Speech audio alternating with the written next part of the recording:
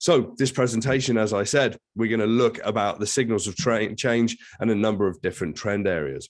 And to really ground us in what's happening in the world, I like to look at some global mega trends. So if we look outside of North America into what's happening, we can see some really interesting things that are going to decide how the world is going to operate in the next sort of 20 to 50 years.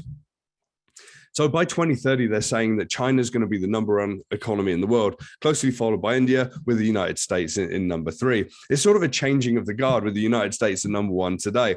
And we're already starting to see some of those dynamics play out in the news with the conflict in Ukraine and whatever. And this is going to be really interesting to see with such large populations within both China and India, and how their diaspora spreads around the world. It's really interesting to see the dynamics of how this is going to play out. But population growth is not in any of those 3 places if we look forward. It's going to be in Africa. African population is exploding. The median age in Africa is 18 years old.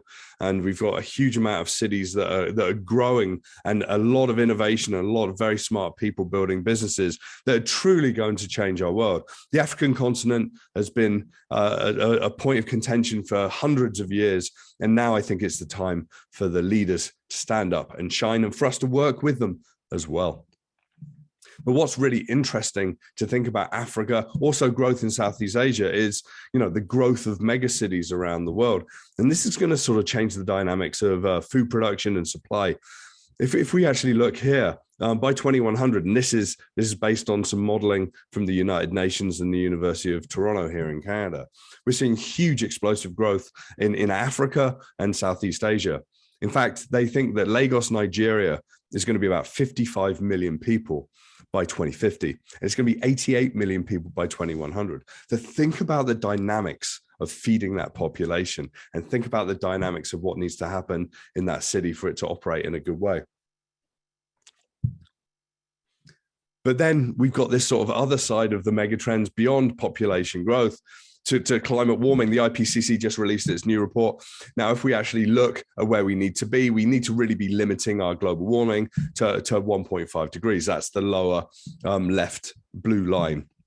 We're not even going to hit that. Our implemented policies today, the Paris Agreement and such like, we're going to be warming much more than we really should do. So there's some action, there's some hard decisions, regulations, changing of how the industries around the world, including agriculture, actually works. And this is going to be a really tough time. We're going to see more extreme weather events. We're going to see hotter winters, hotter summers, and we're going to see some very strange behaviors. I don't talk about specifics in terms of climate and weather, but I talk about these trends, because if we start to see this warming over time, we know that our industry and agriculture is going to be affected.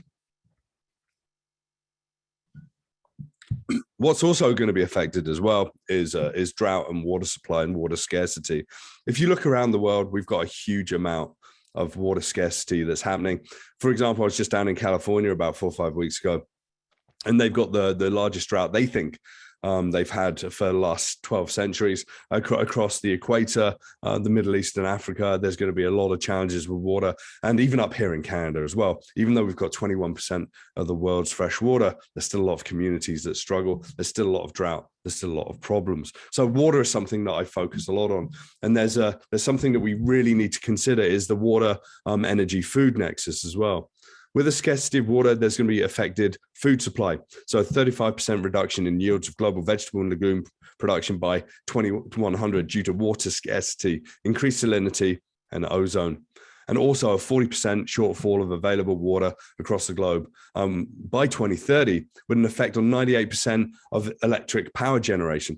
So when we start to think about this water, energy, food nexus, we start to see some serious challenges that we can be a part of the community that comes together and tries to resolve some of these.